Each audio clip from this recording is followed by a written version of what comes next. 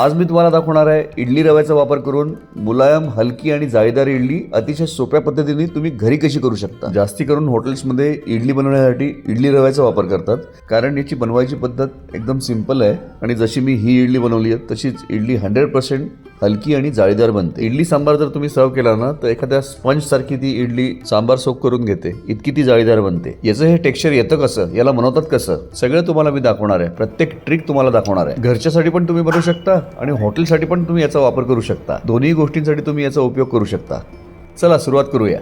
पहिली स्टेप, उडद गोटा घेऊया 1 कप, ज्याचं वजन आहे 200 ग्रॅम आणि 1 टीस्पून मेथी सीड्स घेऊया, ज्याचं वजन आहे 6 ग्रॅम। आता याला व्यवस्थित 3 वेळा धुवून घ्यायचं आहे। असं धुवून 3 वेळा पाणी चेंज करायचं आहे आणि याला पाण्यामध्ये भिजत ठेवायचं आहे कमीत कमी 3 तास। ज्या स्टेप्स मी इथे सांगतोय, जे टायमिंग सांगतोय ते फॉलो करा, तुमची इडली एकदम परफेक्ट बनेल। दुसरी स्टेप, उडद गोटा 3 तास भिजवल्यानंतर इडली रवा 45 मिनिटांसाठी पाण्यामध्ये भिजत ठेवायचा आहे। इडली रवा 3 कप घेऊया, ज्याचं वजन आहे अर्धा किलो। इडली रवा सगळीकडे इझिली अवेलेबल आहे, ऑनलाईन पण मिळतो। कुठलंही किराण्याचं दुकान असेल किंवा सुपर मार्केट असेल, इडली रवा तुम्ही विचाराल तर तुम्हाला इझिली मिळेल। उकडा तांदूळ म्हणजे पारबॉइल्ड राईसचा हा रवा असतो। याला व्यवस्थित धुवून घेऊया, दोनदा पाणी चेंज करूया आणि 45 मिनिटांसाठी पाण्यामध्ये भिजत ठेवूया। हा 45 मिनिटं भिजेपर्यंत उडद गोटा आपण मिक्सरमधनं वाटून घेऊया। तिसरी स्टेप, भिजत ठेवलेल्या उडद गोट्याला अशा पद्धतीने चाळणीमध्ये काढून घेऊया आणि याला मिक्सरमधनं 2 बॅचेसमध्ये आपल्याला वाटून घ्यायचं। याला वाटण्यासाठी मी अर्ध्या लिटरची पाण्याची बॉटल घेतलेली आहे। मेदू वड्याचं बॅटर वाटताना आपण एकदम कमी पाणी टाकलं होतं, पण याच्यामध्ये थोडं जास्ती पाणी टाकायचं आहे आपल्याला।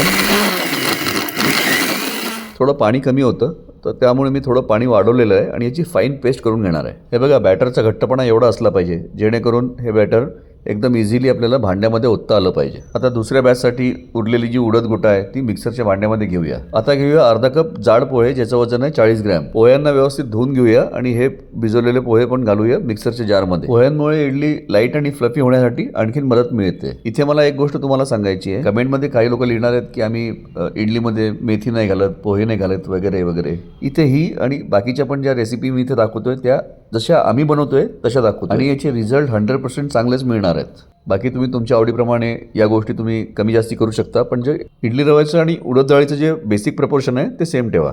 हे बघा, हे व्यवस्थित आता वाटून झालेलं आहे आणि उरलेले जे पाणी आहे साधारणपणे 50 ml आहे। याचा अर्थ आपण 450 ml पाणी हे बॅटर वाटण्यासाठी वापरलेलं आहे। चौथी स्टेप, भिजत ठेवलेली उडद आपल्याला वाटण्यासाठी 30 ते 40 मिनिटं लागलेले आहे, तोपर्यंत हा इडली रवा पण व्यवस्थित सोक झालेला आहे। आता थोडा थोडा रवा अशा प्रकारे हातामध्ये उचलून घेऊया, दोन्ही हातांमध्ये थोडंसं दाबून घेऊया म्हणजे एक्स्ट्रा पाणी निघून जाईल आणि याला आपण घालूया जी उडद आपण वाटून घेतली आहे त्याच्यामध्ये। हे बघा, अशा पद्धतीने थोडंसं याला दाबून हा जो इडली रवा आपण सोक करून घेतला होता तो मी घातलेला आहे उडद बॅटरमध्ये। आता याला व्यवस्थित मिक्स करून घेऊया हाताने 2 ते 3 मिनिटांसाठी आणि याला आता कव्हर करून 7 ते 8 तासासाठी फर्मेंट करायला ठेवायचं आहे। थंडीच्या दिवसामध्ये व्यवस्थित फर्मेंटेशन व्हावं यासाठी काही आयडिया सांगतो। एकतर भांड्याला ब्लँकेट किंवा जाड कपड्याने कव्हर करून ठेवायचं म्हणजे आतल्या उभेमुळे व्यवस्थित फर्मेंटेशन होईल। दुसरी पद्धत म्हणजे एखाद्या मोठ्या गंजात किंवा कुकरमध्ये खाली गरम पाणी टाकायचं आणि त्या गंजामध्ये किंवा त्या कुकरमध्ये आत फिट होईल असं एक छोटं भांडं घ्यायचं आणि त्याच्यामध्ये बॅटर टाकायचं। बेसिकली पाण्याच्या गरमीमुळे फर्मेंटेशनला थोडी हेल्प मिळेल। तिसरी पद्धत म्हणजे अवन किंवा मायक्रोवेव्हचा लाईट ऑन ठेवून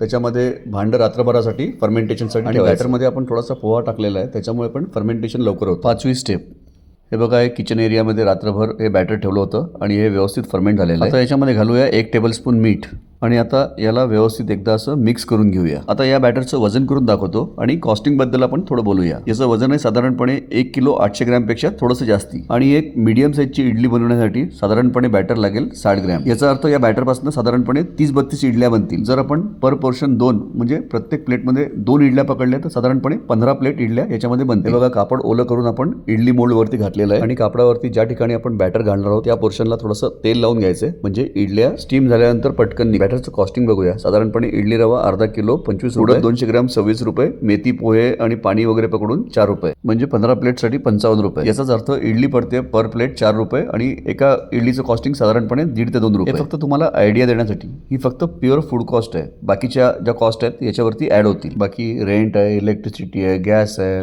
मॅनपॉवर आहे, या सगळ्या गोष्टी ऍड होतील। चटणी सांबारची कॉस्ट पण ऍड होणार। जे लोक बिझनेस पॉईंट ऑफ व्ह्यूने हा व्हिडिओ बघतायत त्यांना थोडी आयडिया देण्यासाठी या सगळ्या गोष्टी मी सांगतोय। 2 ट्रेमध्ये आपण हे बॅटर भरून घेतलेलं आहे।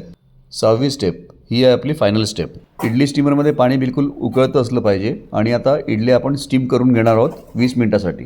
बस हाय फ्लेमवरती आता याला व्यवस्थित स्टीम करून घ्यायचं। 20 मिनिटं मी याला व्यवस्थित स्टीम करून घेतलेलं आहे आणि आता तुम्ही इडल्या बघू शकता किती मस्त तयार झालेल्या आहेत। हे दोन्ही पण ट्रे आपण स्टीमरमधनं काढून घेतलेले आहेत.